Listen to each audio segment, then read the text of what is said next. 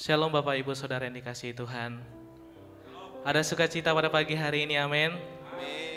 Sebelum kita memulai ibadah kita pada pagi hari ini, mari kita tundukkan kepala, kita bersatu di dalam doa. Bapa, kami mengucap syukur Tuhan buat kasih setia-Mu yang tidak ada pernah habis-habisnya terjadi dalam hidup kami. Kami bersyukur Tuhan kalau sampai pada pagi hari ini Tuhan masih memberkati bahkan menyertai seluruh kehidupan kami. Dan tiba saatnya Tuhan kami akan memulai ibadah ini. Tuhan memberkati dan kami percaya bahwa Tuhan hadir di tengah-tengah kami. Bertatalah atas setiap pujian kami. Bertatalah atas setiap kehidupan kami di tempat ini Tuhan. Terima kasih Tuhan. Di dalam nama Tuhan Yesus. Haleluya. Amin. Bapak Ibu Saudara, saya undang untuk bangkit berdiri.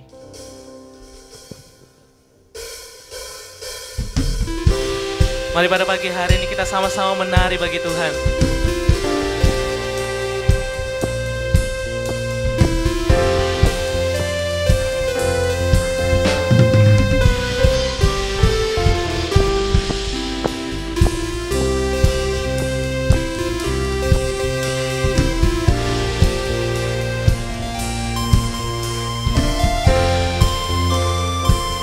Mari sama-sama katakan.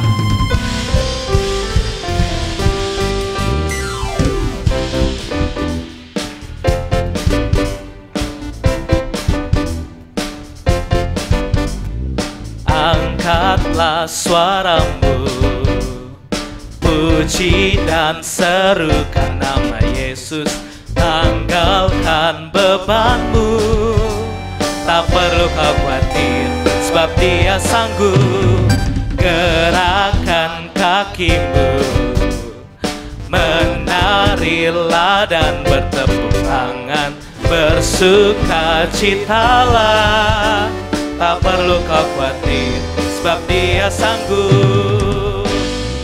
Sekarang nyanyikan kebesarannya, Dia kuat dan penuh kuasa.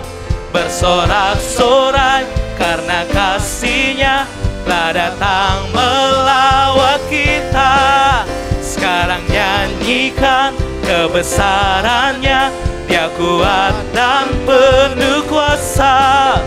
Bersorak-sorai karena kasih-Nya telah datang melawat kita. Nyanyi bagi Dia.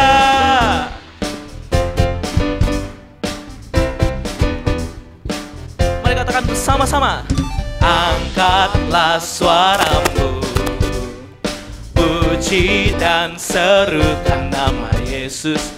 Tanggalkan bebanmu, tak perlu kau khawatir, sebab Dia sanggup. Gerakkan kakimu, menarilah dan bertepuk tangan, bersukacitalah. Tak perlu kau khawatir, sebab Dia sanggup.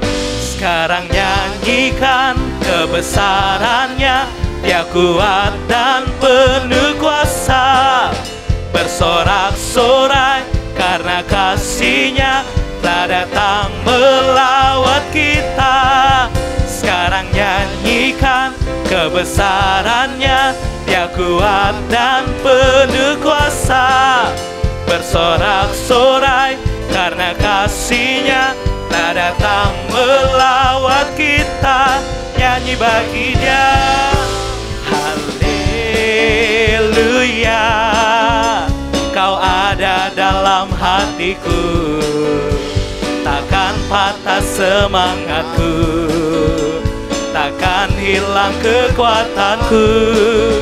Haleluya, ku mau bersorak bagimu. Sukacita surga nyata penuhiku. Haleluya, Kau ada dalam hatiku, takkan patah semangatku, takkan hilang kekuatanku. Haleluya, ku mau bersorak bagimu.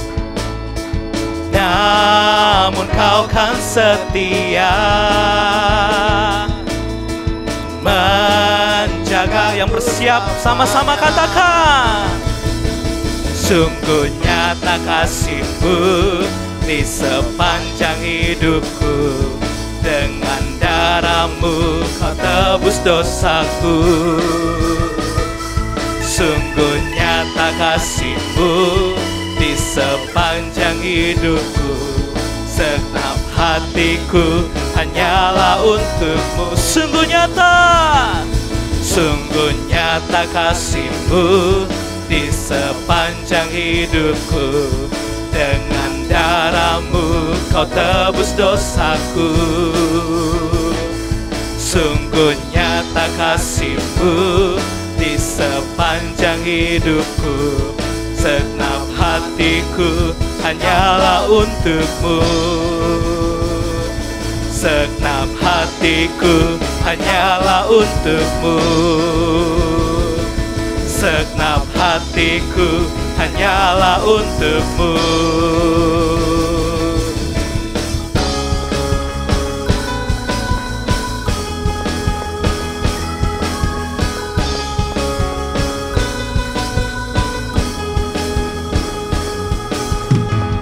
Berikan sorak-sorai yang termulia bagi Tuhan kita. Haleluya. Bapak Ibu Saudara, boleh silakan duduk kembali.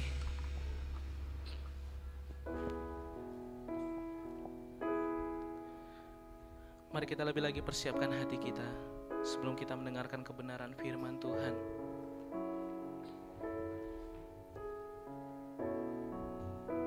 Terima kasih Tuhan Yesus. Terima kasih Tuhan. Kami bersyukur buat kebaikan-Mu dalam hidup kami. Terima kasih Tuhan.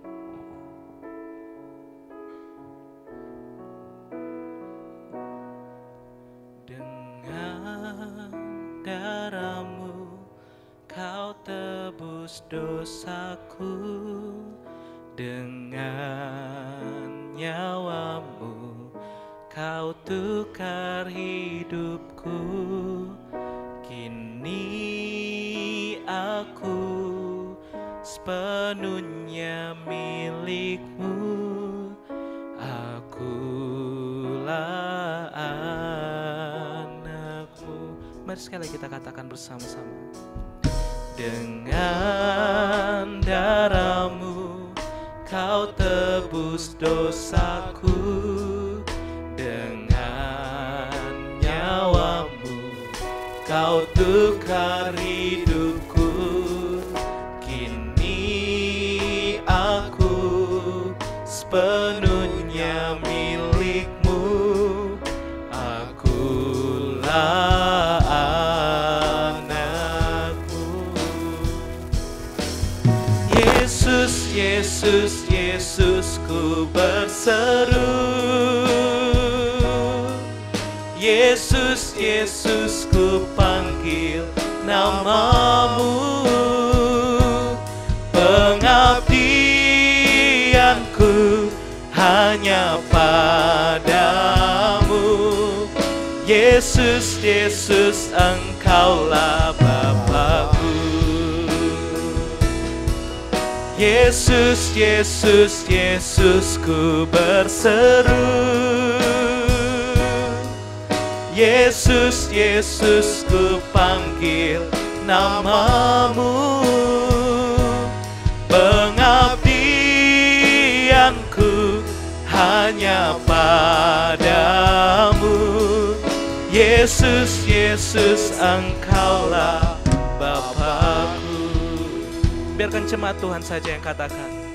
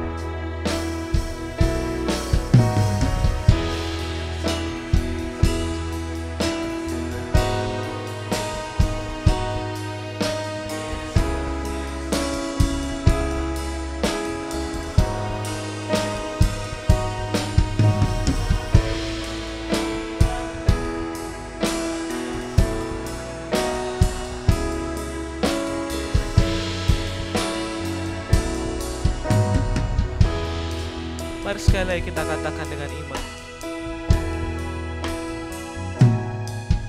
Dengan darah-Mu Kau tebus dosaku, dengan nyawa-Mu Kau tukar hidupku. Kini aku sepenuhnya milik-Mu. Akulah anak-Mu. Dengan darah-Mu Kau tebus dosaku, dengan nyawa-Mu Kau tukar hidupku. Kini aku sepenuhnya milik-Mu. Akulah anak-Mu. Yesus, Yesus, Yesus, ku berseru. Yesus, Yesus, ku panggil nama-Mu. Pengabdianku hanya padamu. Yesus, Yesus, Engkaulah Bapakku. Yesus, Yesus, Yesus, ku berseru. Yesus, Yesus, ku panggil nama-Mu. Pengabdianku hanya padamu. Yesus, Yesus, Engkaulah Bapakku. Yesus, Yesus, Engkaulah Bapakku. Yesus, Yesus, Engkaulah Bapakku. Ya, shalom Bapak Ibu Saudara yang dikasihi Tuhan. Baik, mari kita bersama-sama siapkan hati kita untuk kita belajar dari satu kebenaran firman Tuhan. Nah, saya bisa dibantu dengan PowerPoint, coba bisa ditampilkan. Oke, hari ini saya ingin bicara tentang live by faith, ya. Bagaimana kita hidup karena iman, hidup oleh percaya kita. Nah, Bapak Ibu, sadarkah kita bahwa semua hal yang kita kerjakan dalam hidup kita, semua kehidupan yang kita jalani, kehidupan yang kita bangun hari demi hari, itu sangat kuat dipengaruhi oleh apa yang kita percayai. Sekali lagi, semua hal yang kita kerjakan hari demi hari, kehidupan yang kita bangun, kehidupan yang kita jalani sampai hari ini sangat kuat dipengaruhi oleh apa yang kita percayai, oleh apa yang kita yakini. Terlepas keyakinan kita itu adalah kebenaran ataupun mungkin sebuah tahayul, ya. Terlepas dari semua itu, apa yang kita yakini atau apa yang diyakini oleh seseorang itu akan menjadi kebenaran bagi dia pada waktu itu. Dan itulah yang memicu dia, itulah yang memandu dia menghidupi apa yang dia percayai, menghidupi apa yang dia yakini. Dia mengerjakan seturut dengan apa yang dia percayai. Salah satu contoh, Bapak Ibu, di kota ini beberapa orang meyakini bahwa tidak baik belanja di hari Sabtu manis. Betul ya? Beberapa orang memiliki pemahaman seperti itu. Ya, kalau kita belanja di hari Sabtu manis, biasanya mereka mempercayai ada kesialan. Ya, entah barang yang kita beli itu hilang, atau kalau kita beli perhiasan itu bisa, kalau itu gelang bisa patah dan lain sebagainya. Mereka mempercayai bahwa hari Sabtu manis itu tidak baik. Makanya kalau Bapak Ibu memperhatikan beberapa toko emas, beberapa mungkin sekarang udah berubah, tapi tahun-tahun sebelumnya waktu saya melihat, kenapa setiap kali Sabtu Manis itu pasti tutup? Nah ternyata itu sebuah keyakinan, sebuah kebenaran atau sebuah tahayul. Tapi itu tetap dipercayai oleh beberapa orang. Nah Bapak Ibu yang dikasih oleh Tuhan, itu sebabnya saya ingin kita memperhatikan beberapa ayat firman Tuhan, supaya kita belajar bagaimana Alkitab mengajarkan kepada kita bahwa adalah benar bahwa kehidupan kita itu dipandu, itu dipicu, itu diakibatkan oleh keyakinan-keyakinan yang kita percayai. Di dalam surat Habakuk, di dalam kitab Habakuk pasal 2 ayat yang keempat, dikatakan demikian, ini Tuhan berfirman kepada Habakuk, ya, sesungguhnya orang yang membusungkan dada tidak lurus hatinya, tetapi orang yang benar itu akan hidup oleh percayanya. Orang sombong, Alkitab berkata, itu tidak murni, tidak lurus hatinya. Tapi orang benar itu ditopang oleh apa yang dia percayai. Kehidupannya dibangun oleh apa yang dia yakini. Orang benar itu akan hidup oleh percayanya. Nah kemudian Paulus mengutip ayat ini, firman Tuhan ini dalam beberapa tulisannya. Yang pertama dia tulis kepada jemaat yang ada di Roma. Dia katakan demikian, Roma 1 ayat 17. Sebab di dalamnya nyata kebenaran Allah yang bertolak dari iman dan memimpin kepada iman. Seperti ada tertulis, orang benar akan hidup oleh iman. Orang benar akan hidup oleh percayanya, oleh iman. Dia juga menghimbau, dia menasehati kepada jemaat di Galatia. Galatia pasal 3 ayat yang ke-11. Dan bahwa tidak ada orang yang dibenarkan di hadapan Allah karena melakukan hukum Taurat adalah jelas. Karena orang yang benar akan hidup oleh iman. Beberapa kali Paulus terus menuliskan surat-suratnya, mengingatkan kepada orang percaya. Dia mengutip apa yang difirmankan Tuhan kepada Nabi Habakuk, ya, bahwa dalam keadaan yang sangat sulit sekalipun pada zaman Habakuk, ya, betapapun malapetaka sedang datang mendekat kepada mereka, Tuhan mengingatkan kepada Habakuk bahwa orang-orang yang benar itu akan ditopang oleh keyakinan mereka kepada Allah dan kepada firman-Nya. Nah, penulis Ibrani juga menuliskan hal yang sama. Di dalam Ibrani 10 ayat 38 dituliskan kepada orang-orang Yahudi. Dikatakan demikian, tetapi orangku yang benar akan hidup oleh iman. Bapak Ibu, kalau berkali-kali penulis-penulis Alkitab menekankan hal ini menunjukkan bahwa ini adalah hal yang sangat penting. Harus menjadi perhatian kita. Supaya apa? Supaya kelak waktu kita membangun kehidupan iman percaya kita benar-benar membangun sebuah kehidupan yang kuat. Kehidupan yang tidak mudah digoncangkan.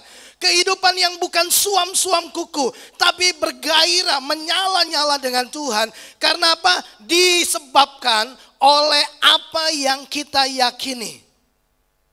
Orang kalau meyakini bahwa usaha, pekerjaan yang dia sedang rintis adalah pekerjaan yang punya prospek yang bagus, menghasilkan keuntungan yang besar, lihatlah bagaimana dia bekerja. Dia bekerja dengan semangat, sekalipun ada tantangan, sekalipun ada kesulitan, itu tidak akan pernah menghentikan dia untuk mengerjakan hal itu. Kenapa? Sebab dipicu oleh keyakinan yang kuat atas apa yang dia percayai. Sehingga dalam mengerjakannya, dia mengerjakannya dengan penuh keyakinan. Nah, Bapak Ibu yang dikasihi oleh Tuhan, minggu lalu saya mengutip juga ayat ini. Paulus tuliskan ini kepada jemaat di Korintus. Dikatakan sebab hidup kami ini adalah hidup karena percaya, bukan karena melihat. Bapak Ibu yang dikasihi oleh Tuhan, waktu saya coba mendalami, merenungkan ya kalimat yang ditulis oleh Paulus ini, yang ditujukan kepada jemaat di Korintus, bahkan ini merupakan sebuah pernyataan yang pernah disampaikan oleh Tuhan kepada Nabi Habakuk. Maka saya memandang ini sangat penting. Itu sebabnya saya coba menggali dan mencoba menemukan apa yang dimaksudkan oleh Rasul Paulus ketika dia berkata begini, hidup kami adalah hidup karena percaya. Hidup kami adalah hidup karena iman. Karena kata percaya dan kata iman menggunakan kata yang sama dalam bahasa aslinya, yaitu kata pistis. Ya, kita udah belajar apa itu kata pistis. Kata pistis itu memiliki pengertian begini, keyakinan yang teguh akan pribadi Tuhan dan keyakinan yang teguh akan perkataan Tuhan. Ya, dan pribadi Tuhan dan perkataan Tuhan menjadi jaminan bagi setiap orang percaya dalam dia membangun kehidupannya. Hidup kami adalah hidup karena percaya. Karena percaya kami hidup. Karena kami memiliki keyakinan yang kuat, keyakinan yang teguh kepada pribadi Tuhan. Kami mengenal Tuhan secara pribadi. Kami mengenal Tuhan dalam jalan-jalannya, cara-caranya, karakternya, sifatnya, pola Tuhan bekerja. Ya, kami mengenal Tuhan, ya, pribadinya, dan juga kami memiliki keyakinan yang kuat kepada firman Allah. Karena kami memiliki keyakinan yang kuat kepada firman Allah, kepada pribadi Allah, itu sebabnya kami memiliki kehidupan yang kuat juga. Nah, Bapak Ibu yang dikasihi oleh Tuhan, saya coba menggali dan mencoba menemukan ya kehidupan seperti apa, kehidupan model seperti apa yang dimiliki oleh Paulus, yang dimaksudkan oleh Paulus dalam tulisannya tadi ini. Bahwa sebab hidup kami adalah hidup karena percaya. Kehidupan model seperti apa yang dimaksudkan oleh Paulus. Bahwa kami memiliki keyakinan yang kuat kepada firman Allah dan kepada perkataannya. Dan oleh karena keyakinan itu kami memiliki kehidupan. Ya, nah, pertanyaan saya adalah begini, kita berpikir bahwa hidup itu ya artinya kita masih bernafas. Itu pemahaman orang secara umum. Hidup berarti saya masih bernafas, saya tidak mati. Tapi ternyata waktu saya mencoba menemukan apa yang dimaksudkan oleh Paulus tentang kata hidup itu sendiri, sehingga dia memberi penekanan kepada beberapa jemaat di kota-kota yang lain. Dia berkata begini, sangat penting bahwa orang benar hidup karena iman. Karena iman kita hidup. Kehidupan seperti apa yang sedang dipertontonkan oleh Paulus? Kehidupan seperti apa yang sedang dibicarakan oleh Paulus? Nah, ternyata Bapak Ibu, ketika saya mencoba menggali ini, saya menemukan demikian. Kata hidup itu memiliki kata asli dari bahasa Yunani, yaitu peripateo. Kata hidup itu bukan hanya sekedar saya masih bernafas, saya masih punya nyawa. Enggak, ternyata bukan itu yang dimaksudkan oleh Paulus ketika dia bicara tentang hidup kami. Tapi ternyata kata peripateo itu memiliki beberapa pemahaman yang sangat dalam. Nah, saya coba sharekan ini buat Bapak Ibu Saudara. Yang pertama, kata hidup itu memiliki arti bergerak maju, progres, ya. Nah, Jadi Paulus mau coba beritahu kepada jemaat di Korintus, kepada jemaat di Galatia, kepada jemaat di Roma, kepada setiap kita yang mendengarkan firman Tuhan hari ini. Paulus sedang mau sampaikan hal ini kepada kita. Dia sedang berkata begini, karena kami memiliki keyakinan yang teguh kepada Allah dan kepada firman-Nya, maka hidup yang kami miliki adalah hidup yang terus bergerak maju. Itu yang Paulus mau katakan kepada setiap kita. Ya, bahwa apapun bisa terjadi, tekanan boleh bisa datang bertubi-tubi dalam hidup kita. Masalah boleh menjadi lebih berat dalam kehidupan kita. Bahkan mungkin musuh bisa berbagai cara untuk menghentikan langkah kita. Tapi orang benar, Paulus berkata, itu ditopang oleh keyakinannya tentang Tuhan dan perkataannya. Dia tidak goyah kalau bicara tentang Tuhan. Dia tidak goyah kalau bicara tentang janji Tuhan. Dia berpegang pada keyakinan itu. Nah, keyakinan itu membuat begini, kehidupan Paulus itu terus bergerak maju. Apa yang membuat kita berhenti? Apa yang membuat kita stagnan, tidak bergerak, berhenti di tempat? Bahkan mungkin kita perlu mempertanyakan, Bapak Ibu, kapan terakhir kali kita mengalami kemunduran dalam mengikut Tuhan? Kenapa orang bisa berhenti di tengah jalan? Dalam pelayanan, dalam melakukan kehendak Allah, dalam pengiringan iman mereka kepada Yesus Kristus, beberapa orang kita temukan gampang sekali menyerah. Gampang sekali mundur, gampang sekali berhenti. Kenapa? Alkitab berkata begini, karena mereka sudah mulai ragu tentang Tuhan dan tentang janjinya. Keyakinan mereka tentang kesetiaan Tuhan, tentang kebaikan Tuhan, tentang janji Tuhan sudah mulai goyah. Itu sebabnya mereka berkata, udah, sementara saya enggak ini dulu. Sudah, saya diem dulu.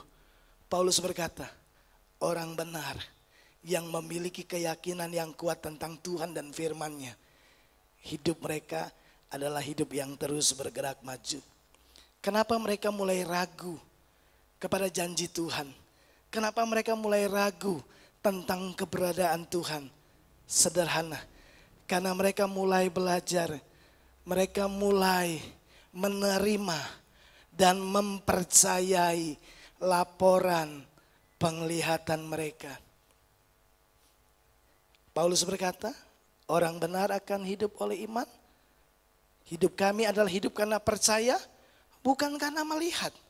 Justru waktu orang sudah mulai melihat keadaan, ya, orang mulai melihat begini, keluarga kok enggak berubah gitu. Kita mulai melihat teman-teman kita gitu ya, orang-orang yang enggak menyenangkan, orang-orang yang enggak support kita, orang-orang yang enggak care sama kita, orang-orang yang enggak peduli sama kita. Lalu waktu kita melihat orang-orang ini, kita kemudian memilih untuk tidak bergerak maju. Kenapa? Karena kita mulai meragukan, tanpa kita sadari, kita meragukan kebenaran firman Tuhan. Bapak, Ibu yang dikasihi oleh Tuhan, dengar ini baik-baik.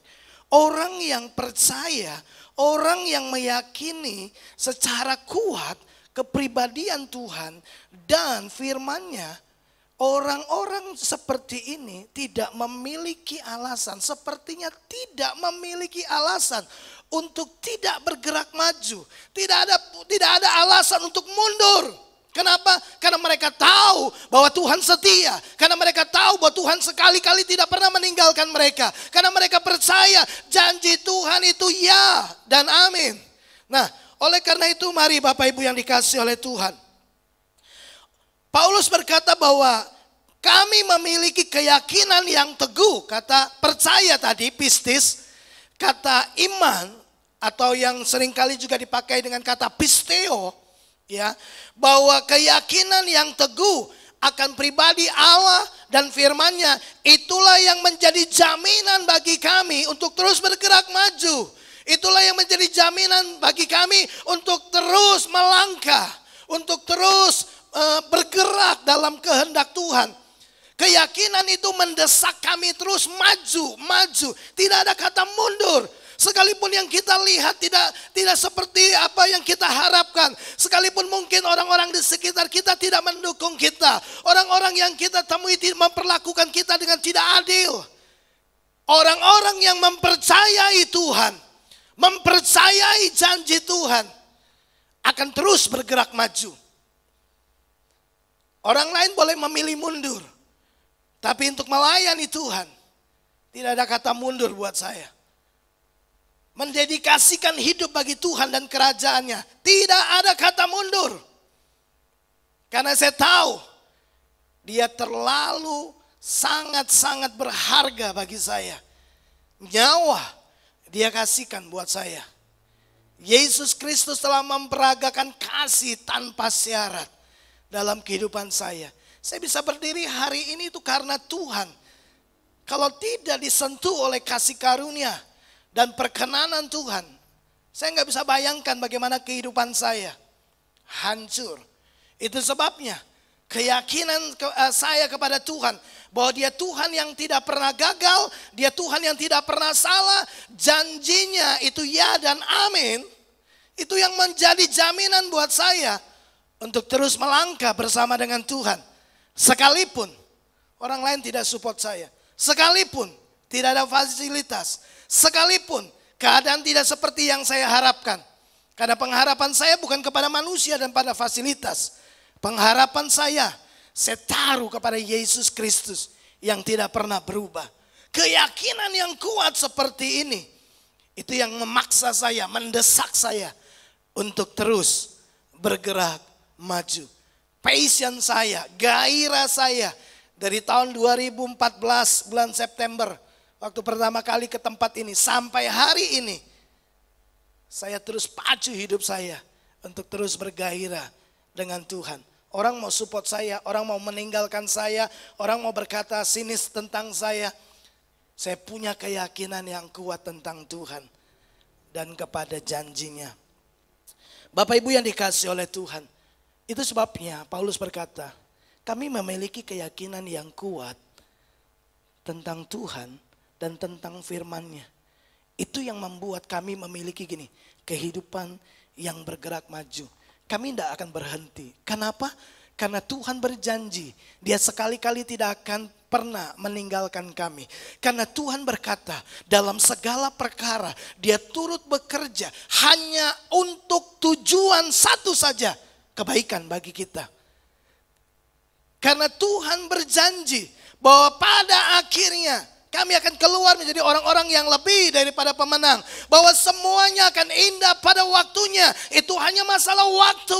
Kami lebih mempercayai janji Tuhan, lebih mempercayai perkataan Tuhan, lebih mempercayai kesetiaan Tuhan daripada apa yang dilaporkan oleh mata kami. Bapak Ibu, saya mendorong Bapak Ibu Saudara, kalau kita memiliki keyakinan yang kuat tentang siapa Tuhan dan firman-Nya yang ya dan amin, saya yakin sekali kehidupan yang kita jalani, kehidupan yang kita sedang bangun ini adalah kehidupan yang terus bergerak maju. Mari lihat nasihat Paulus kepada Timotius. Perhatikanlah semuanya itu dan hiduplah di dalamnya.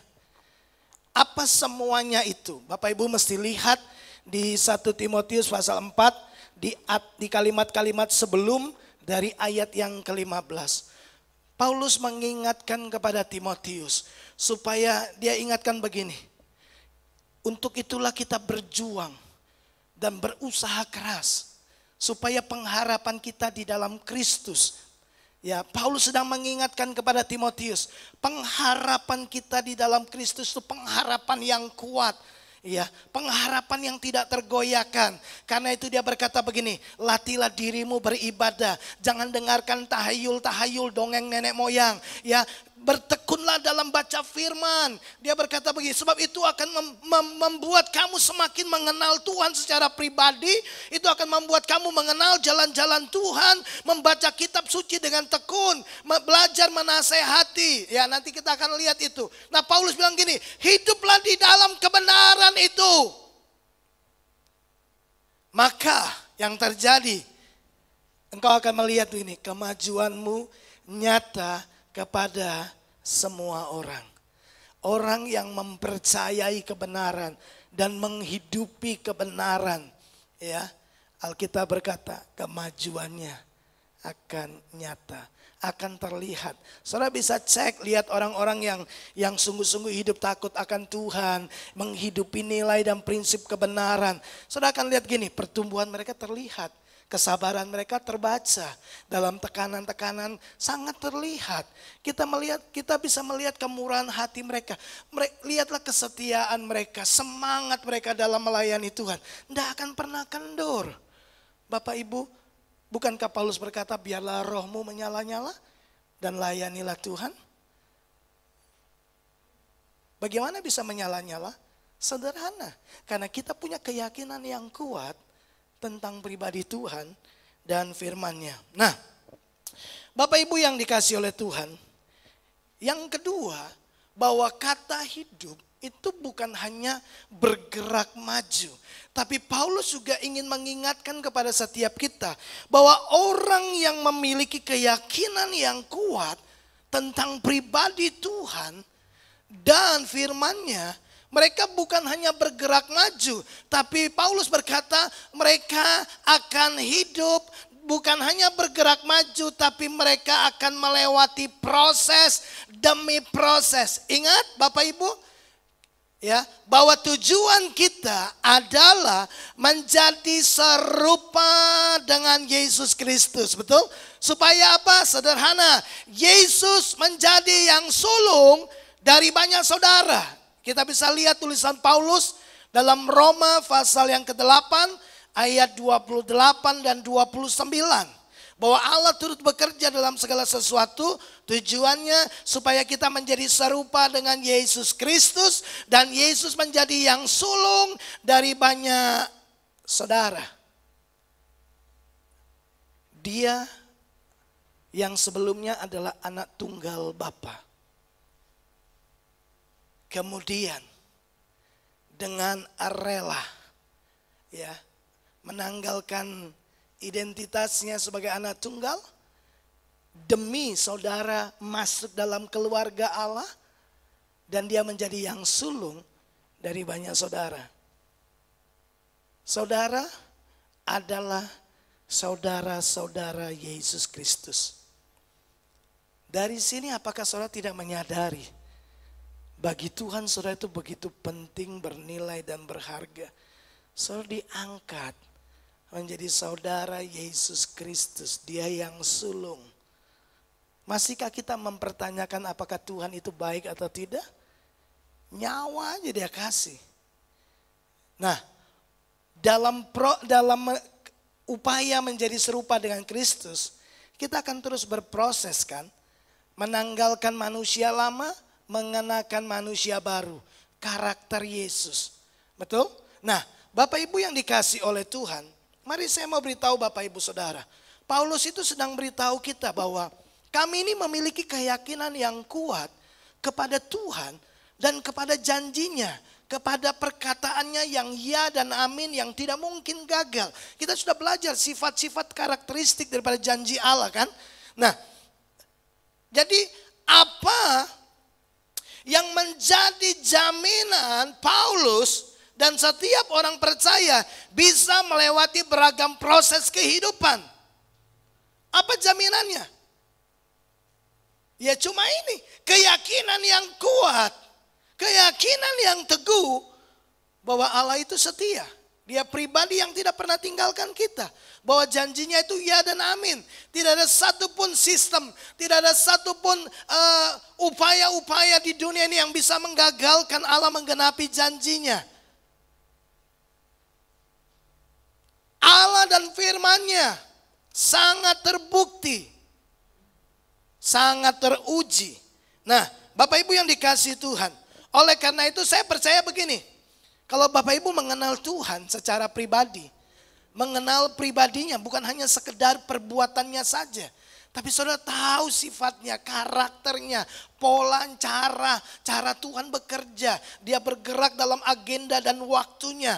Saudara kenal Tuhan, lalu saudara juga mengenal bahwa dia memiliki janji yang teruji. Maka dengar gini, gak ada ceritanya buat kita kalah dalam proses kan? Orang-orang yang meyakini Tuhan, itu gak akan pernah lari dari proses. Gak akan pernah gagal dalam proses. Kita baca Alkitab, lihat kehidupan Abraham, ya, lihat kehidupan Yusuf. Mereka orang-orang yang keluar, ya, melewati proses-proses kehidupan dan meraih semua janji yang Tuhan sudah janjikan kepada mereka. Kemudian kita pernah baca kisah tentang Sadrak, Mesak, dan Abednego. Keyakinan mereka kepada Tuhan dan firman-Nya tidak menggoyahkan mereka. Sekalipun dapur api dinyalakan 7 kali lebih panas, mereka tidak goyah sama sekali dengan apa yang mereka yakini, apa yang mereka percayai. Mereka tetap bergerak maju, mereka lewati proses. Daud berkata bahwa Tuhan itu sangat terbukti. Pada waktu kesesakan, pertolongan Tuhan itu sangat terbukti. Ya, dalam kesesakan Tuhan itu sangat terbukti. Bahkan dia berkata, sekalipun aku berjalan melewati bayang-bayang maut. Saudara lihat, dia berkata, aku berjalan, aku tidak akan berhenti. Ya, aku akan selesaikan proses ini. Dia tahu bahwa malam itu akan menjadi malam yang paling gelap sebelum munculnya fajar. Keadaan bisa menjadi keadaan yang paling berat dalam kehidupan kita sebelum kita melihat terang Tuhan terbit atas hidup kita. Percayalah, orang-orang yang melewati proses adalah orang-orang yang sangat-sangat kuat dalam mempercayai Tuhan dan firman-Nya. Ya, Bapak Ibu bisa lihat kehidupan Daud, bisa lihat kehidupan Daniel. Mereka lewati proses demi proses. Ya, lihat teladan hidup kita Yesus Kristus, lewati proses jalan salib, dilewati semua. Paulus lewati, lihatlah berapa banyak tantangan, berapa banyak ancaman yang dia terima ketika dia menghidupi apa yang dia yakini. Bapak Ibu akan temukan berkali-kali dia mengalami karam kapal, menghadapi ancaman musuh, kemudian dilempari batu, dicambuk. Itu sama sekali tidak menghentikan dia terus bergerak maju dan melewati proses kehidupan sampai karakter Yesus muncul dalam kehidupannya. Bapak Ibu yang dikasihi oleh Tuhan, kata hidup yang pertama itu bergerak maju. Kalau kita memiliki keyakinan yang kuat tentang Tuhan dan firman-Nya, saudara akan memiliki kehidupan yang terus bergerak maju. Saudara tidak akan pernah berhenti di tengah-tengah proses. Tidak ada kata menyerah bagi orang-orang yang percaya kepada Tuhan. Tidak ada kata mundur. Ya, sekalipun proses itu berat, kita akan terus lewati itu. Kita akan terus lewati itu. Bapak Ibu yang dikasihi oleh Tuhan. Kenapa?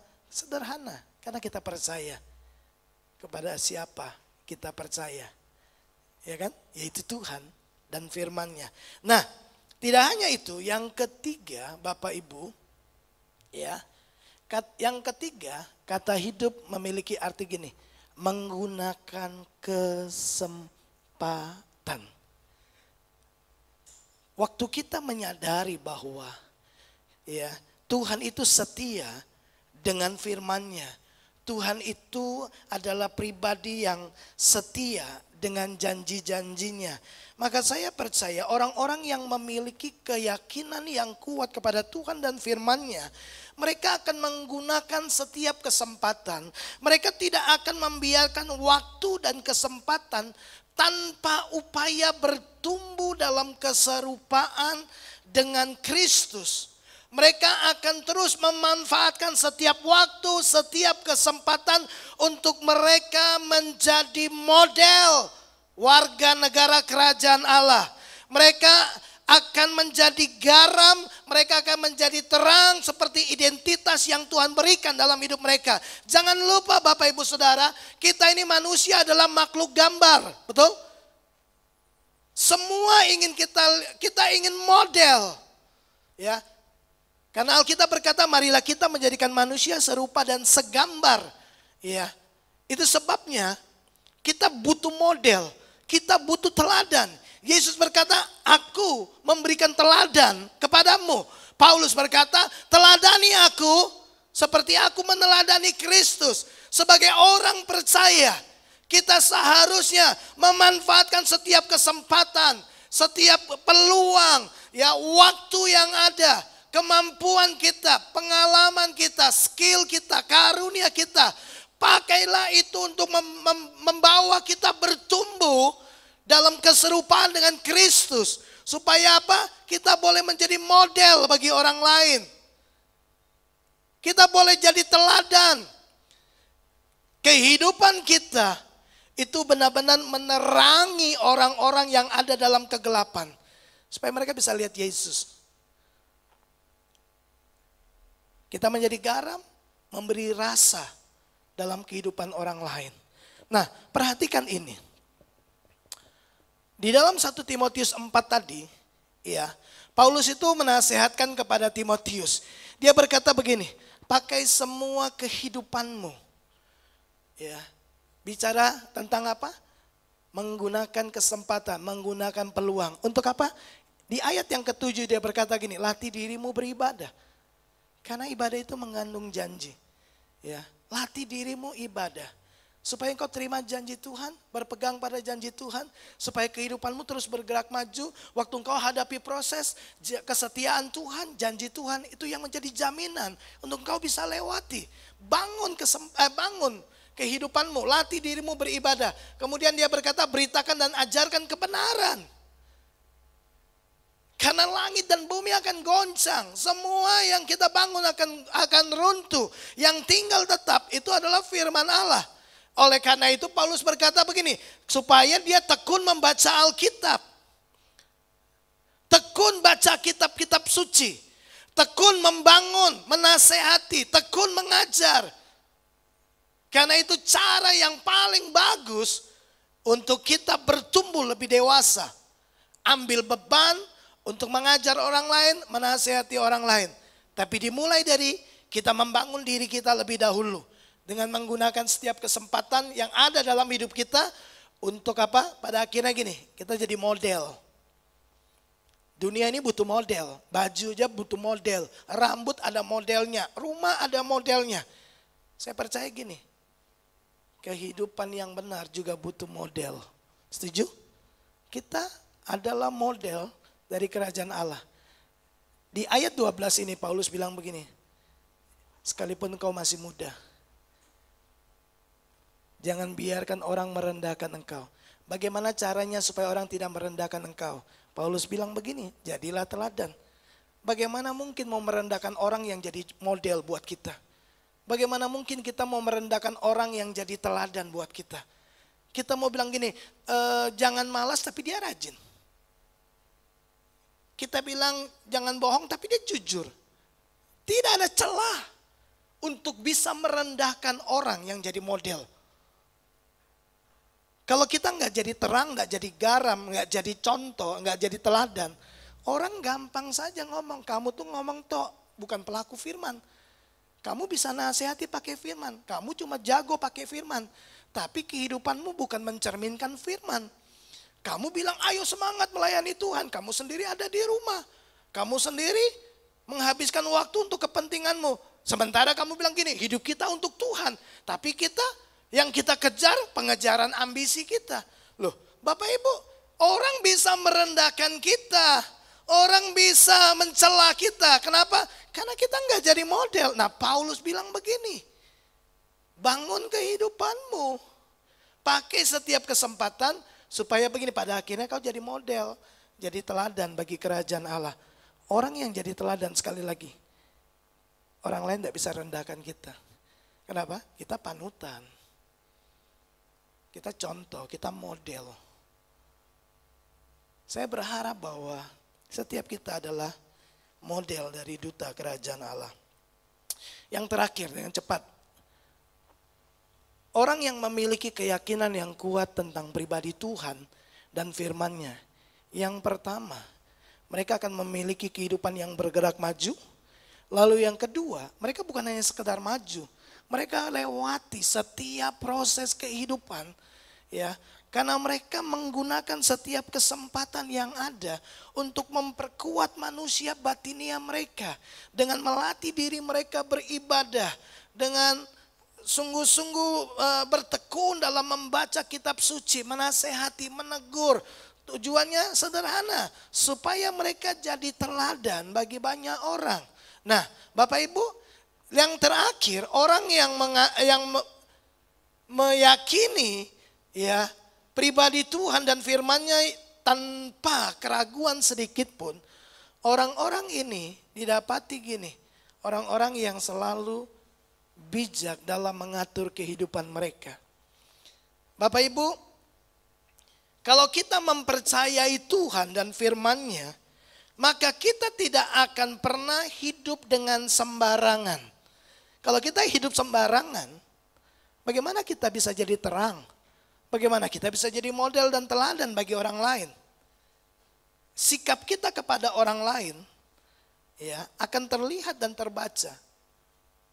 Dan orang akan membuat penilaian akan kehidupan kita. Nah, orang-orang yang meyakini, mempercayai Tuhan dan firman-Nya, mereka menata kehidupan mereka. Mereka punya kebiasaan yang baik karena mereka pakai setiap kesempatan untuk apa? Membangun karakter kehidupan mereka seperti Yesus Kristus. Daniel berdoa 3 kali sehari. Yesus berjalan berkeliling sambil berbuat baik. Yusuf rajin dalam bekerja sekalipun status budak. Tapi kalau bekerja excellent.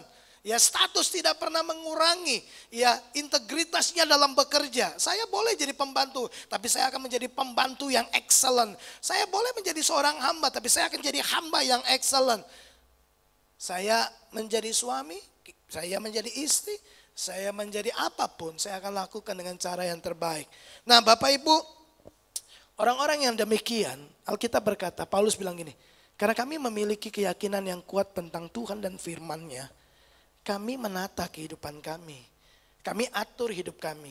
Hidup itu kan bicara seluruh area keberadaan kita kan. Ya, bicara tentang waktu. Bicara tentang sikap kita. Bicara tentang perkataan kita. Bicara tentang perbuatan kita. Bicara tentang cara kerja kita, pola makan kita dan lain sebagainya. Itu bicara seluruh aspek kehidupan kita. Nah, janji Tuhan dengan mengatur kehidupan itu harus berjalan bareng. Ya. Saudara terima janji Tuhan bahwa Dia Tuhan Allah penyedia. Ya. Saya terima janji Tuhan bahwa Dia Tuhan yang menyediakan segala kebutuhan kita. Tapi itu tidak serta-merta membuat saya tidak bertanggung jawab dalam mengelola apa yang Tuhan percayakan dalam hidup saya. Karena Tuhan menyediakan, maka semua uang yang ada pada saya hambur-hamburkan. Karena saya percaya besok Tuhan akan sediakan lagi. Apakah akan terjadi seperti itu terus? Saya percaya Dia Allah penyedia, Jehovah Yireh dalam hidup saya. Tapi semua berkat yang Dia berikan dalam hidup saya bertanggung jawab atur semua itu. Semua berkat yang masuk dalam hidup saya belajar taat, kembalikan 1/10. Lalu kemudian sisihkan sekian persen untuk benih, untuk dilepaskan, untuk menolong orang-orang miskin. Terutama saudara seiman, kemudian orang miskin yang lain. Lalu pekerjaan misi, semua benih saya lepaskan kepada 3 area ini. Saya belajar bertanggung jawab, menyisihkan sedikit buat tabungan.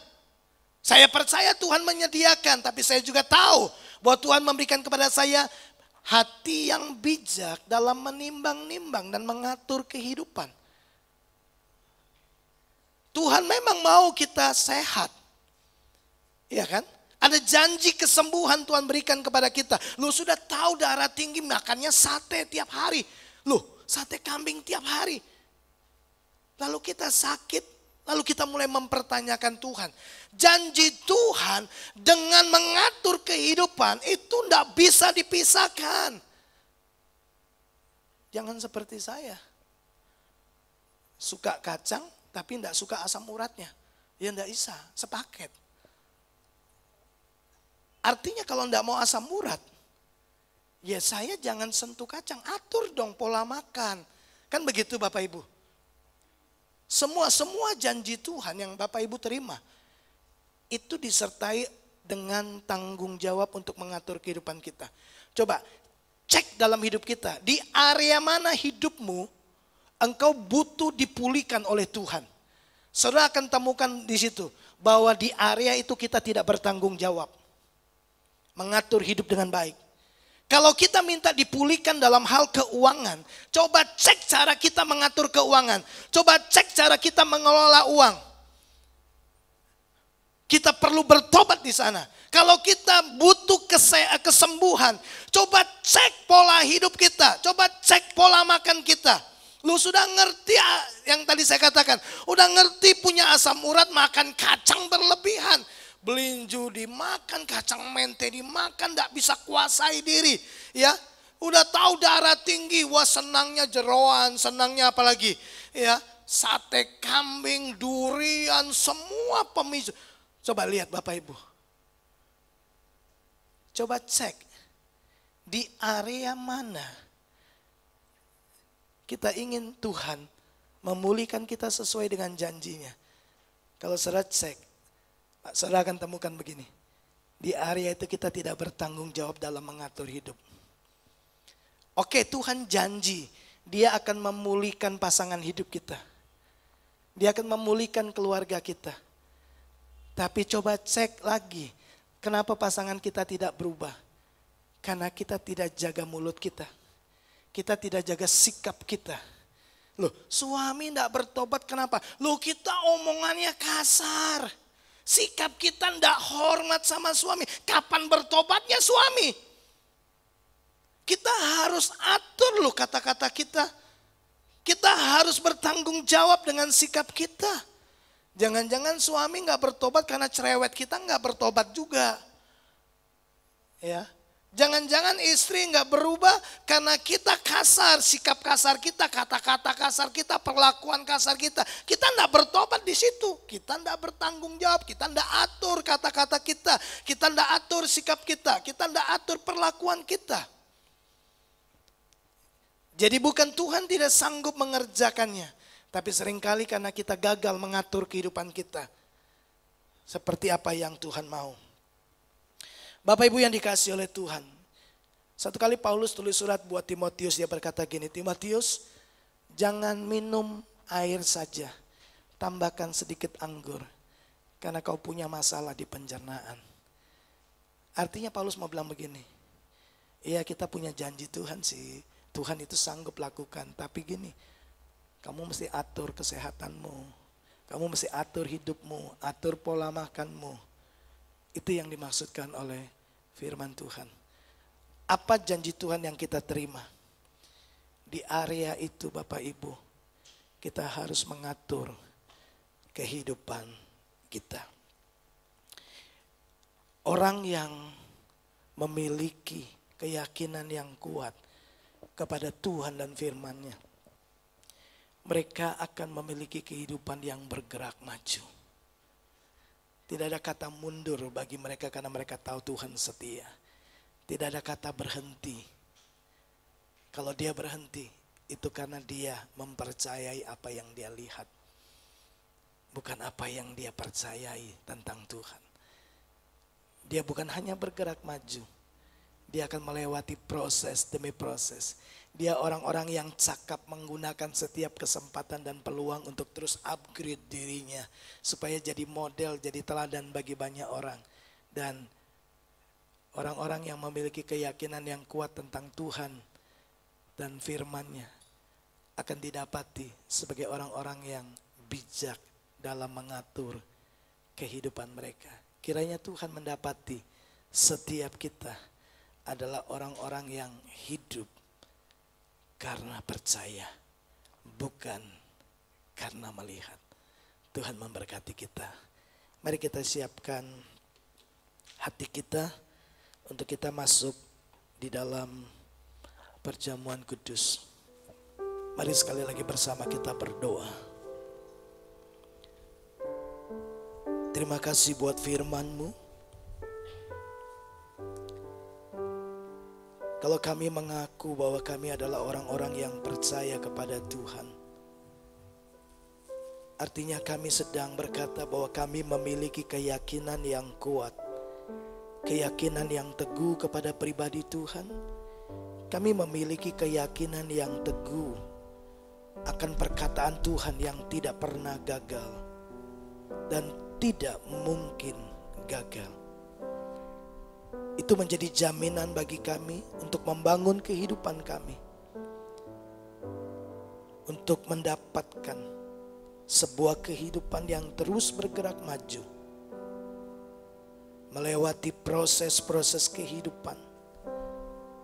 Karena kami didapati sebagai orang-orang yang bijak dan cakap menggunakan setiap kesempatan untuk membangun kehidupan kami dalam kebenaran, bertumbuh dalam kebenaran, sampai kami menjadi model kerajaan Allah, menjadi teladan bagi banyak orang.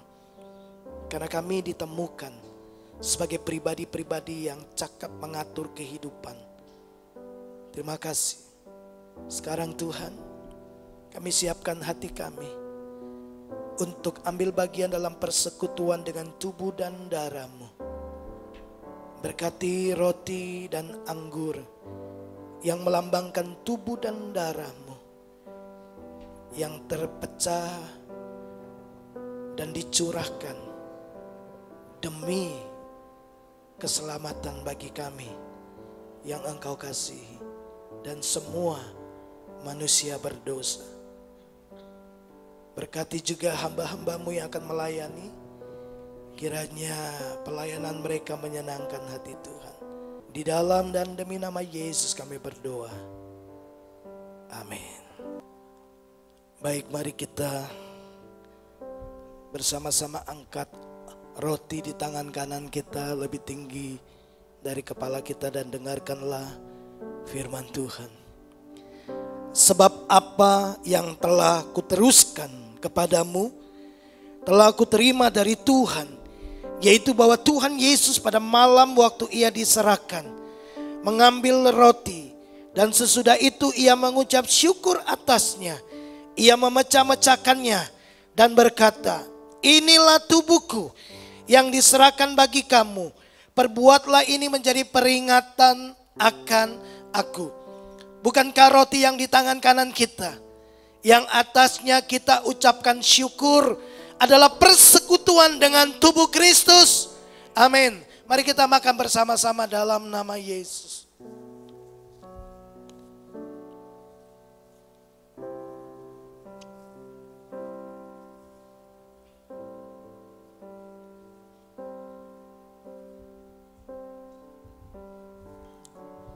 Mari angkat cawan di tangan kanan kita lebih tinggi dari kepala kita.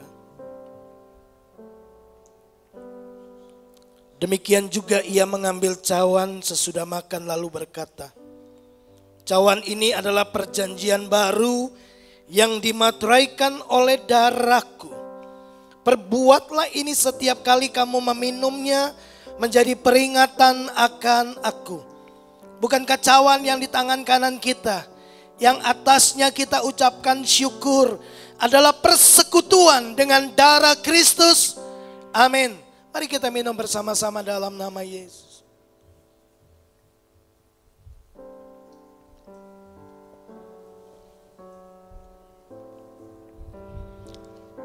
Mari ambil waktu beberapa saat kita naikkan ucapan syukur kita. Oh, terima kasih,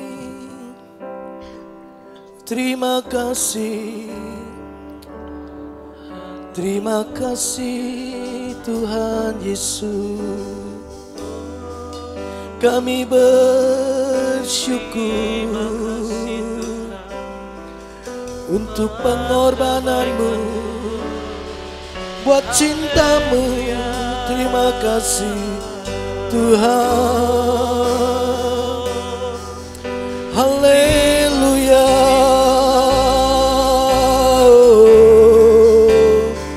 Terima kasih. Haleluya. Terima kasih. Terima kasih. Kami bersyukur buat cintamu, buat pengorbananmu, darah yang tercurah, basuh dosa kami, tubuh yang tercabik-cabik oleh bilur-Mu, kami disembuhkan. Terima kasih, menyembahmu, terima kasih, terima kasih, terima kasih. Kami boleh ambil bagian dalam persekutuan dengan tubuh dan darah. Bagi-Mu segala kemuliaan. Demi nama Yesus kami berdoa. Amin. Mari bersama-sama kita akan akhiri ibadah kita. Mari kita bangkit berdiri. Besar anugerah-Mu, berlimpah kasih-Mu, semakin hari semakin bertambah. Besar anugerah-Mu, besar anugerah-Mu, besar anugerah-Mu. Kami bersyukur sebab Tuhan baik, sebab Tuhan setia. Sekali-kali Tuhan tidak pernah meninggalkan kami. Kami tahu orang-orang benar akan ditopang oleh anugerah. Terima kasih Tuhan. Besar anugerah-Mu, besar anugerah-Mu, besar anugerah-Mu.